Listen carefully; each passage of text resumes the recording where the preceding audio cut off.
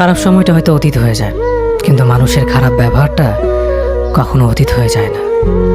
শুধু নিজে থেকে কথা বলা বন্ধ করে দেখো, দেখবে অনেক আপনজন বড় হয়ে যাবে। আসলে কেউ আপন হয় না। যারা তোমার ক্ষতি চায় তাদের আঘাত করবে না, তাদের সামনে একটু হাসি মুখে বাঁচবে। দেখবে তুমি আঘাত করলে যা কষ্ট পেত, ওরা তার থেকেও বেশি কষ্ট পাবে। যত মিশবে ততই মানুষ চিনবে, অভিনয় যে কত প্রকার হয় তা বুঝতে পারবে।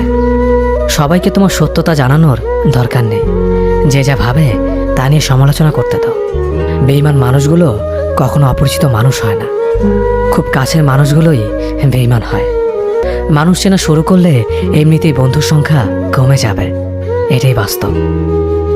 3টি কথা মনে রাখবেন: যে তোমাকে সাহায্য করে তাকে কখনো ভুলে যেও না, যে তোমাকে ভালোবাসে তাকে কখনো ঘৃণা করো না, যে তোমাকে বিশ্বাস করে তাকে কখনো ঠকিও না। ধোঁকা একজনেই দেয়, কিন্তু বিশ্বাস সবার উপর থেকে উঠে যায়।